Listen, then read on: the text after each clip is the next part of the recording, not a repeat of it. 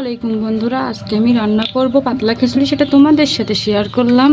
প্রথমে হাঁড়িতে একটা তেল দিয়ে দিলাম, দিয়ে এখন দিয়ে দেব একে একে সব রকম উপকরণ। রসুন কুচি দিয়ে দেব, পেঁয়াজ ও কাঁচামরিচ কুচি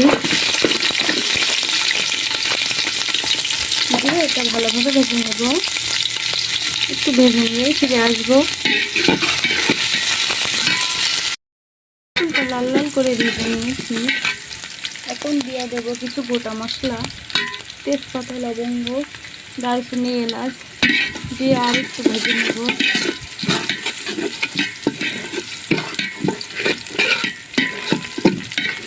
মশলাটা ভেজে নিয়েছি। এখন দিয়ে দেব শুকনো মরিচ বাটা, পরিমাণ মতো দিয়ে দেবো শুকনো মরিচ বাটা।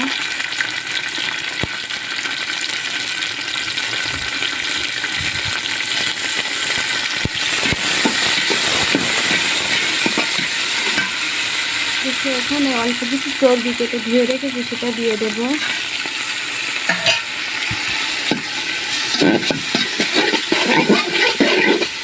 দিয়ে ভালোভাবে নাড়াচাড়া করে কষিয়ে নেব। দিয়ে দেবো একটুখানি লবণ,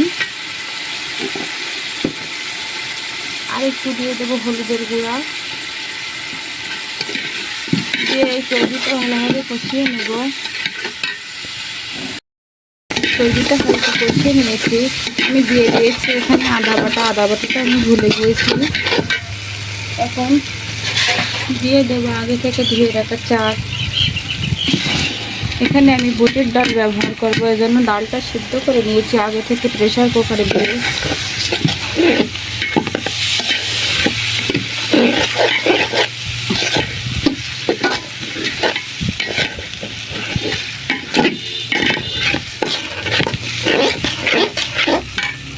এখন এটা একটু ভাজা ভাজা করে কষিয়ে নেব। চালটা কষানো হয়ে গিয়েছে, এবার পরিমাণ মতো পানি দিয়ে দেবো। দিয়ে দেবো পরিমাণ মতো পানি, দিয়ে এটা ফুটে ওঠা পর্যন্ত অপেক্ষা করব।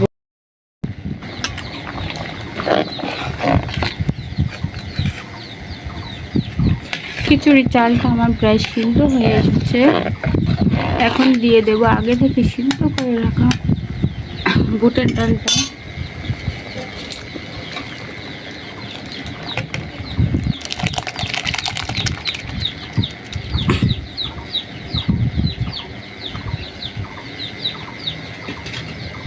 এখন দেখুন আমি আরও কিছুক্ষণ জাল করে নেব। এই বুটের ডালটা একদম সিদ্ধ করে নিয়েছি, এই জন্য একটু চালটা ফোটার পরে দিয়েছিলাম।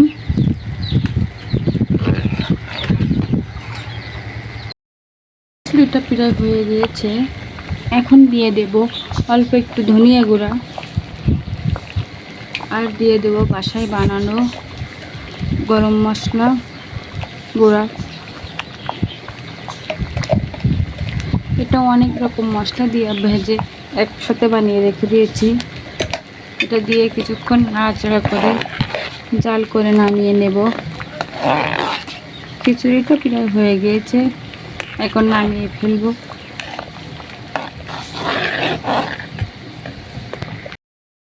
খিচুড়িটির ফাইনাল লুক এই। কেমন হয়েছে সবাই কমেন্টে জানাবেন, কিন্তু সবাই ভালো থাকবেন। সবাইকে আল্লাহ হাফেজ।